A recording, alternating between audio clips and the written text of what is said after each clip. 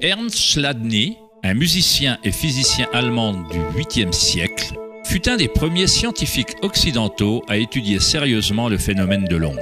Chladni découvrit qu'en versant du sable sur des plaques de métal et en les faisant ensuite vibrer avec un archet de violon, le sable se regroupe en modèles.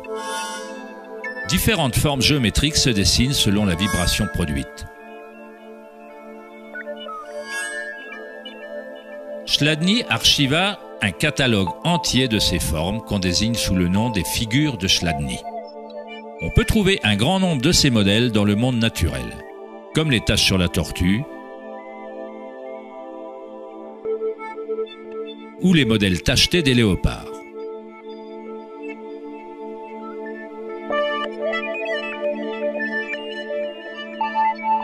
Étudier les modèles de Chladni ou la cymatique est la manière secrète dont les fabricants de guitares de haute gamme, de violons et d'autres instruments déterminent la qualité du son de leurs instruments.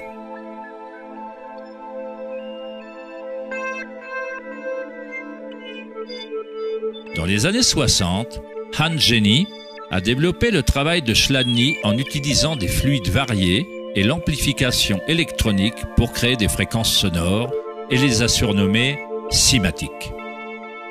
Si on fait passer de simples ondes sinusoïdales à travers un plat rempli d'eau, on observe des modèles dans l'eau. Différents modèles d'ondulation apparaîtront selon la fréquence de l'onde. Plus la fréquence est élevée, plus le modèle est complexe. Ces formes peuvent être répétées, elles ne sont pas le fruit du hasard.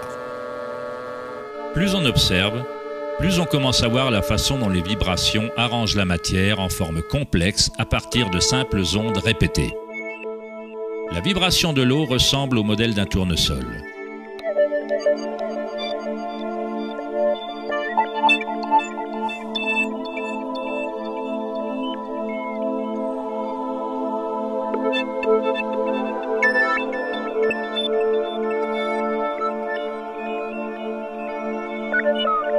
On obtient un modèle différent en changeant simplement la fréquence du son.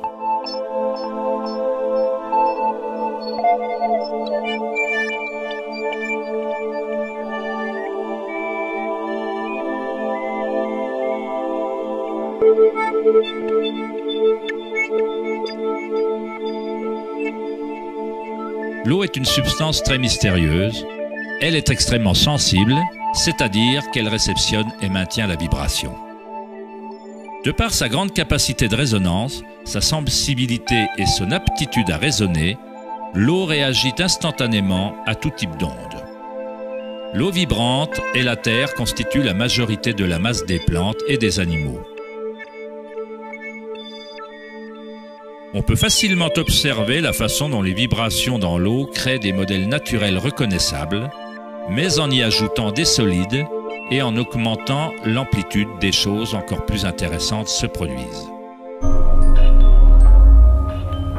En ajoutant de la fécule de maïs à l'eau, un phénomène plus complexe se produit.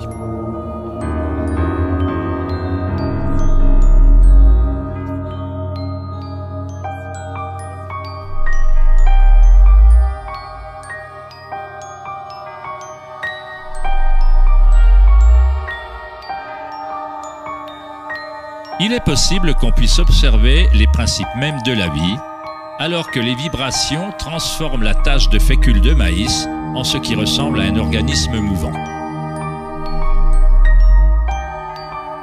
Le principe d'animation de l'univers est décrit dans chaque grande religion, utilisant des mots qui reflètent la compréhension de cette période de l'histoire.